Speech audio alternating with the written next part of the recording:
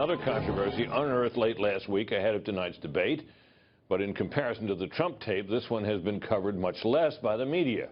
I'm talking, of course, about leaked transcripts of paid speeches Hillary Clinton gave to Wall Street and to other moneyed groups. Fox News correspondent Shannon Bream has details from those unearthed speeches. We can never let Wall Street wreck Main Street again. I spoke out against Wall Street when I was a senator from New York. That's Hillary Clinton last April during the Democratic primary. But new emails WikiLeaks claims are directly linked to Clinton and some of her closest associates appear to show that she repeatedly boasted of her close ties to Wall Street, including remarks WikiLeaks says she made to a law firm that, quote, when I was a senator from New York, I represented and worked with so many talented principled people who made their living in finance. The latest document dump appears to confirm a long-time accusation.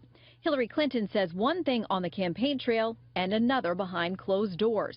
It's a suspicion she seemed to confirm herself in a 2013 speech WikiLeaks says she gave to the National Multi-Housing Council. Quote, if everybody's watching, you know, all of the backroom discussions and the deals, you know, then people get a little nervous, to say the least.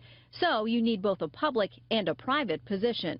We came out of the White House not only dead broke, but in debt.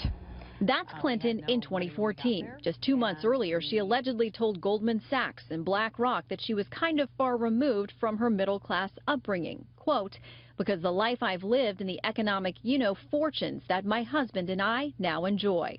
Trump represents the same rigged system that he claims he's going to change. That's the language voters heard throughout the primaries. But in a speech at Deutsche Bank in 2014, Clinton reportedly cast doubt on whether the system is rigged at all, saying, quote, even if it may not be 100% true, if the perception is that somehow the game is rigged, that should be a problem for all of us. Hillary Clinton is for open borders.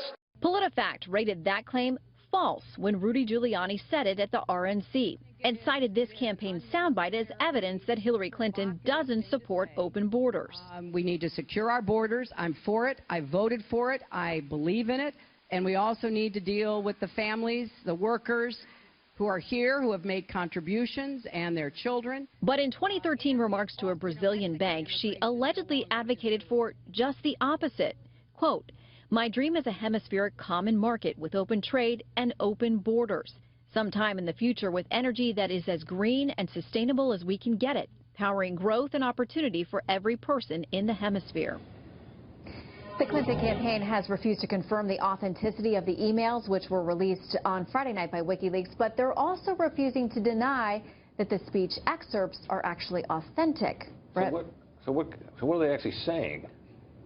They're saying that, if you heard John Podesta, he said, well, I can't go through and see what's real and what's fake. There's not time to go through them all. But when pressed on these transcripts, if you saw Donna Brazile on Last Hour with Bret Baier, she refused to talk about releasing them or whether they're legit. You know what that means to me? They're legit. You don't have to say that, Anna. Thank you very much. Karl Rove and Joe Trippier back to react on the possible political fallout of these leaked Wall Street transcripts. Gentlemen, first to you, Joe.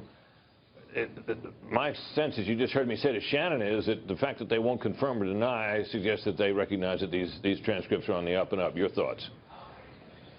No, I think that could be true, but I think in the end, look, Hillary Clinton's got some explaining to do, and she'll have to answer this. I'm sure tonight she'll get asked.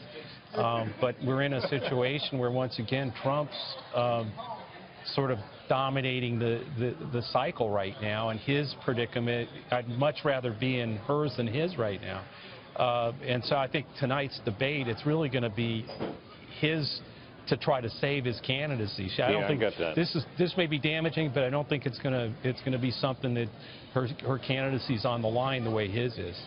Karl? Sex beats money, and video beats paper, and the attacks on him are coming from a video about sex, and the attacks on her are coming from paper about money. So he's in a worse shape than she is, but he has to use this as the way to go back on the offense, it strikes me, because it gives him a chance to go at a weakness. If there's one thing we think about Hillary Clinton, it is that she will say and do anything in order to get elected.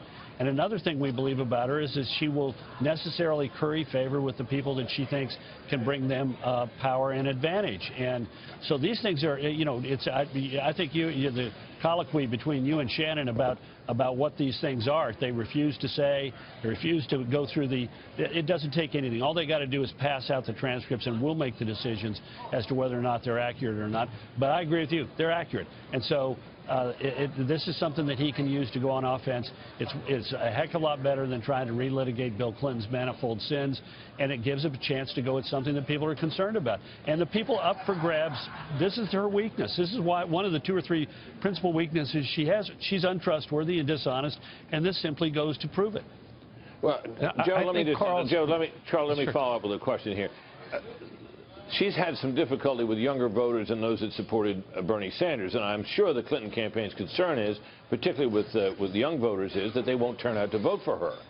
Doesn't this problem, particularly as relates to something like the border question, where she has absolutely stated one position, and now we hear her talking about how she's dreaming, that she dreams of a time of open borders, and this cozy relationship with Wall Street, don't those things kind of combine to reinforce the doubts about her to the point where they could affect turnout, unless, of course, the Trump thing I don't think the specifics of open borders and open trade affects young people as much as she tells us one thing and does another. But the Wall Street thing clearly does go to the heart of a lot that the Sanders and millennial voters are concerned about. But I think Joe, the key here is does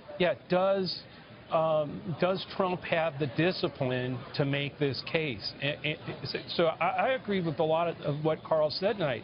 He's got to be contrite, show humility, and then take it to these kinds of issues and the divide and the contrast between him and her on these issues.